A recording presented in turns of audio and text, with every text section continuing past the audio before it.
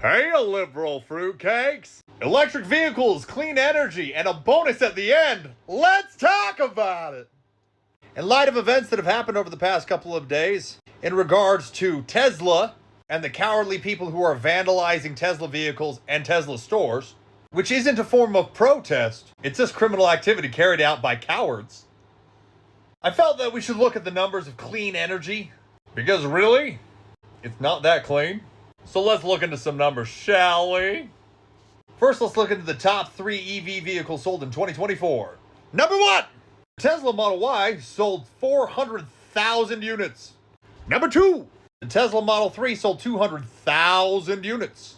And number 3! The Ford Mustang Mach-E selling 60,000 units. And I'm just adding a caveat here. No matter how much you tell me that that car is a sports car, it's not a sports car. Now, I know many of you are upset at Elon Musk. I find great irony when you guys say that you're mad at him, when you know he's the most influential person when it comes to the EV market.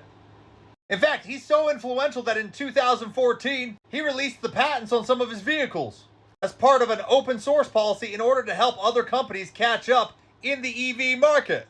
So even if you guys go buy another vehicle from somebody else, you still have to thank Elon Musk. Now, I'm a firm believer if you want to buy an EV car, go for it. But I think it is hypocritical and disingenuous for the government to regulate production of gas vehicles because of carbon emissions when there's not much clean about clean energy or EVs. So let's look into some numbers about EV cars and how clean they are. Now, in order to just make one small EV car, its CO2 footprint is 10 to 12 metric tons. For a large EV vehicle, like your trucks and like the Ford Mach-E, which is considered a large vehicle, you are looking at 15 to 20 metric tons of CO2. Now, in order to manufacture a generally gas-guzzling car, you're looking at 7 to 10 metric tons of CO2. Now, before you come yelling at me, yes, over an EV's lifetime, the vehicle itself does not produce any more tailpipe CO2. No more carbon emissions. So your standard gas vehicle will produce more CO2 in its lifetime on the road.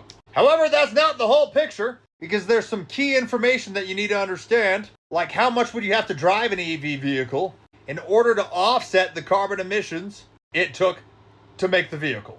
So for your mid-size EVs, at 15 metric tons of CO2 in order to be able to create that vehicle, in order to be net zero, you have to drive that vehicle 60,000 miles to break even. And that's assuming that you're using a clean form of energy to charge the car. The most common sources for energy production are, number 1, fossil fuels. That's coal and natural gases. Number 2, nuclear. Everybody gets testy about this one. 1, Chernobyl, and everybody freaks out. Okay, 2 incidences. But, anyway. Number 3, hydro. This is the use of dams in order to be able to create electricity. Number 4, wind and solar. Those are the 4 producers of energy. Now, of course, we want to try to move away from the usage of fossil fuels in our energy production. But what you have to understand is we'll never get off fossil fuels. It's just not going to happen. Why? Because it takes fossil fuels in order to be able to create the energy producers, such as wind, solar, hydro, and nuclear.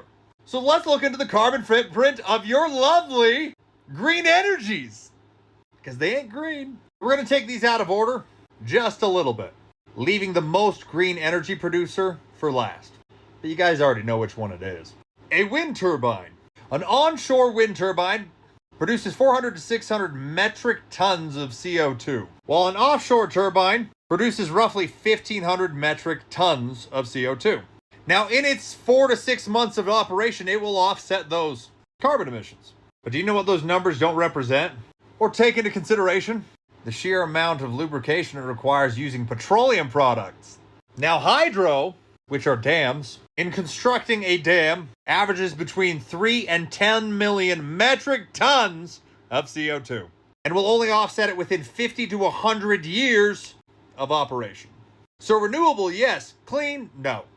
Solar is a very clean form of energy, but it doesn't produce much for the amount of field you need. At least currently, they're getting better at it. But it requires a very small amount of CO2 in its production. It was like 1 metric ton. But it's impractical on a large scale.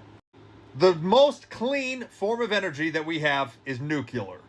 But it is not clean in order to be able to build. A 1 gigawatt plant which is a heck of a lot of energy, will produce 7 to 12 million metric tons of CO2 in order to be able to build it.